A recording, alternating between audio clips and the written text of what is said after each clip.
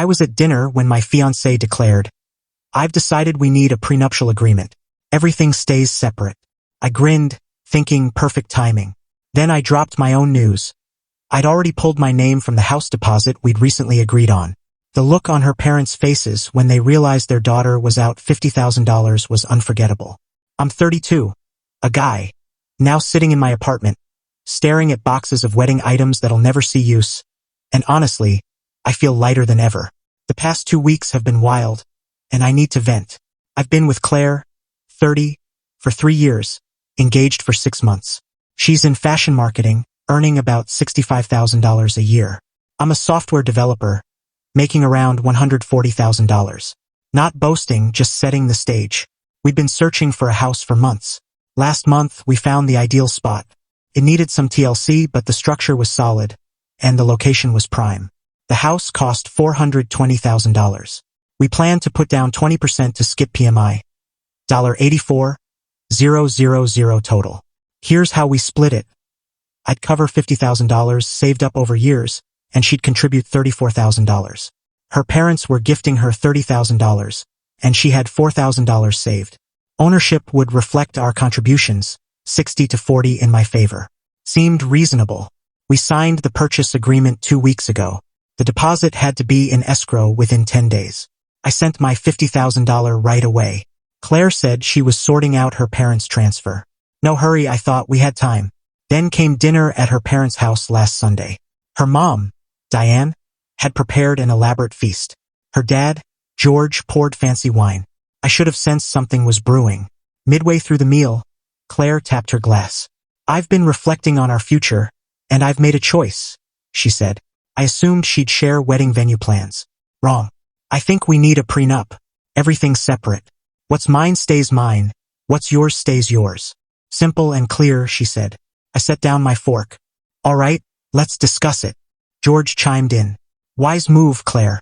No offense, Matt, but safeguarding assets is just smart planning." None taken. I get the idea. Claire flashed a smug smile. The one she uses when she thinks she's outsmarted someone. "I knew you'd get it. You're so practical," she said. "We keep our money separate, file taxes apart, and if, heaven forbid, something happens, we each walk away with what we brought." "Even the house?" I asked. "No, the house would be shared. We're both on the deed. But I'm putting in $50,000, and you're putting in $34,000. Right, but once we're married, it's joint property. Equal split." The nerve. She wanted separation when it suited her, but equal ownership when it didn't. "Convenient timing," I said. "When did you settle on this?" "Oh, I've been mulling it over for weeks. My friend Lisa's divorce was such a mess. I want to avoid that." Weeks. She'd been scheming while I was transferring $50,000. "Actually," I said, pulling out my phone, "this timing is perfect." "What do you mean?" she asked. "Since you want everything separate, I withdrew my name from the house deal yesterday." Silence. Diane spoke first. "What do you mean, withdrew?" "I contacted the escrow company and backed out. Since you hadn't deposited your share yet, and we're not married, I got my $50,000 back." Claire's face paled. "You can't do that." "Did it yesterday. Here's the email confirmation." George's tone hardened. "But we already sent Claire the money. Then she can buy the house alone. Her credit, her funds, her house. Simple, right?" "I can't get a $420,000 loan on my income," Claire said, her voice climbing. "Then find a cheaper place." "But we signed the agreement." "You signed. I withdrew. You've got 72 hours to deposit your share, or you lose the house and the $5,000 earnest money." Diane stood. "This is coercion." "No. This is me honoring Claire's request for separate finances." Claire was panicking. "I need your $50,000. The loan was based on both our incomes. But you just said, what's mine is mine, what's yours is yours. That's for after we're married. So you want my money now but protection from my debts later?" George tried to assert control. "You're going to fix this, young man." "No, I'm not. Claire wants financial independence." "She's got it." Claire started crying. "The seller will sue us." "They'll sue you. My name's off the documents. Your signature's still there." The table erupted. Diane called me heartless. George threatened legal action. Claire sobbed about her dream home. I stood. "Thanks for dinner." "Claire, Let me know what you decide about the house. You've got about 68 hours. I left and drove home. My phone exploded, 39 texts in an hour. I ignored them. Later, a mutual friend told me Claire had been boasting to her friends about her genius prenup plan. She'd bragged about getting me to cover most of the house while shielding her family's money. She'd even called me a bank with a proposal. Well, this bank just shut down. Update 1. The desperation turned comical. Claire couldn't secure a $420,000 loan on her $65,000 salary. She tried banks, brokers, even sketchy lenders. Best she could get was $200,000. The house was gone, along with the $5,000 earnest money. Her parents were livid, not at her but at me. George showed up at my workplace Monday morning. You cost us $35,000. The $30,000 gift plus the earnest money. I cost you nothing. I backed out of a purchase before marriage, which I'm allowed to do. You knew she couldn't afford it alone. Then she shouldn't have demanded separate finances. That's not what she meant. It's exactly what she said. I showed him her text. Everything's separate, clean, and simple. What's mine is mine, what's yours is yours. He tried to snatch my phone. Security escorted him out. Tuesday, Claire sent her friend Tara to mediate. We met at a cafe. She's open to a compromise, Tara said. Prenup, but the house is joint. That's not a compromise. That's what she wanted from the start. No, she's giving up some things, like sharing streaming subscriptions. I laughed. Streaming subscriptions? She wants my $50,000 for a house but offers Hulu access. You're being unfair. I'm being consistent. Separate is separate. She loves you. She called me a bank with a proposal. Tara flushed. Who told you that? Doesn't matter. It's true, isn't it? She mumbled about girl talk and left. Wednesday, Claire went public, posting online about how her dream home was taken by a man intimidated by a strong, independent woman. The comments weren't kind. Wait, you wanted a prenup but expected him to pay more for the house? Separate finances but joint property? That's not how it works. A coworker even commented, didn't you say you were getting him to fund most of it? The post was deleted in 2 hours. Thursday was wild. Her parents invited me to dinner to resolve things maturely. I suggested a neutral restaurant instead. They agreed.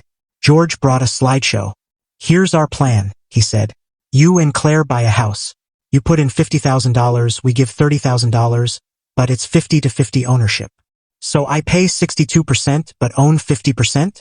It's about building a life together. With separate finances, as Claire demanded? Diane tried guilt. Don't you love her? Don't you want her happy? I wanted a partner. She wanted a financier. That's not love. Claire finally snapped. You embarrassed me. Everyone knows you bailed on the house. You embarrassed yourself with that prenup stunt. It was for our protection. No. It was for your protection while using my money. That money's nothing to you. There it was, entitlement. That money is 3 years of saving, skipping trips, living frugally. But to you, it's nothing, because I have it and you want it. George tried one last pitch. What if we repay you over time? Repay me for what? I didn't give you anything. For your share of the house. What house? The one we didn't buy. The one Claire couldn't afford. They stormed out. Friday, I got a letter from Claire's lawyer, claiming $50,000 for detrimental reliance and breach of promise. My lawyer laughed for a solid 5 minutes. He responded, 1. No money was exchanged between us. 2. Withdrawing from a purchase before marriage isn't a breach. 3. Her texts prove she wanted separate finances. 4. Detrimental reliance requires reasonable expectation, and expecting someone to fund a house while demanding separation isn't reasonable. Haven't heard from her lawyer since. Update 2. Things got absurd. Claire spread a story that I'd financially manipulated her, claiming I'd sabotaged her dream home. She omitted the prenup ambush. Her friends, book club, yoga crew, even her stylist, messaged me to do the right thing. I kept it simple. She wanted separate finances. She got them. Then she made a mistake. She went to my mom, a retired family court judge who's seen it all. Claire tried tears and sob stories. Mom called me later. That girl's a piece of work. She said she wanted to protect herself while building a future with your money. Does she listen to herself? What did you tell her? That she's lucky you stayed this calm. I've seen men lose more to worse in my courtroom. Claire didn't stop. She found a smaller house, $250,000, in a rougher area, and texted me. Found a sweet starter home. You put in $30,000, I'll do $20,000. Fresh start. We're not together anymore, Claire. What? Over one argument. Over you showing your true colors. She showed up at my place that night with her parents and a realtor, clutching listings. We can tour tomorrow, she said, as if nothing had happened. Claire, we're done. The wedding's canceled. That's when it sank in. You're serious? Over a house. Over your prenup scheme. Over calling me a bank with a proposal. Over using me while protecting yourself. George stepped in. Listen here. Sir, you're trespassing. Leave or I call the police. Diane sobbed. We gave her that money for your future. You gave her money. What she does with it is her problem. The realtor, visibly awkward, tried to slip away. Claire grabbed her. Show him the listings. I shook my head. The realtor bolted. Claire lost it. I did everything right. I was securing our future. You were securing your future with my money. That's what smart women do. Then be smart with someone else's money. They left after more yelling. Neighbors saw it all. Building management sent me a warning about disturbances. I sent them security footage of 3 people forcing their way in and lingering outside my door. They issued Claire a trespass notice. Final update. The fallout was ridiculous. Claire tried to keep the wedding venue, hoping I'd relent. She sent me an invoice for half the deposits. $8,000. I sent back her everything separate texts. She lost those deposits too. Another $16,000 gone. Her parents had paid, thinking we'd patch things up. The engagement ring became a saga. She refused to return it, claiming I'd disgraced her. Legally, in our state, an engagement ring is a conditional gift. No marriage, no ring. She still wouldn't budge. I got my lawyer involved. She returned it but had swapped the diamond for a fake. I'd had it appraised before giving it to her and after getting it back. Caught her. Her parents threatened to sue over the swap. I threatened theft charges. The real ring came back fast. Here's the karma.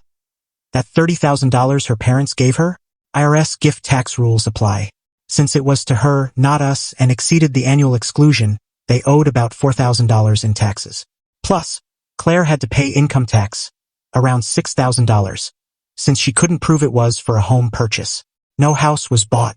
Their $30,000 gift cost them nearly $40,000 and got them nothing. Claire's now living with her parents. She lost her apartment after giving notice, expecting to move into the house.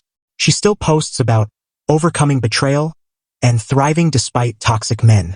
A friend showed me her new dating profile. Seeking a real man who isn't scared of a successful woman. Must be financially secure and generous. Apparently, she mentions prenups but expects guys to cover dates, dinners, and trips. They bail. One guy reportedly said, "You want a funder, not a husband." Tara, the friend who mediated, apologized. She didn't know about the bank with a proposal comment or Claire's months-long plan to get me to fund the house. Then prenup to protect her share of the equity.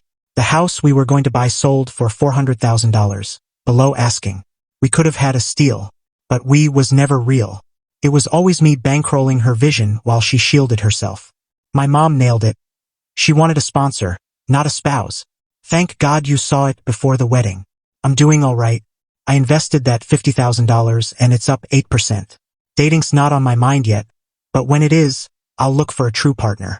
Someone asked if I regret my actions. My only regret is not spotting her game earlier. The signs were there. Her "you got this" when bills arrived, planning pricey trips and expecting me to pay, saying, "What's the point of a boyfriend with money if he doesn't spend it?"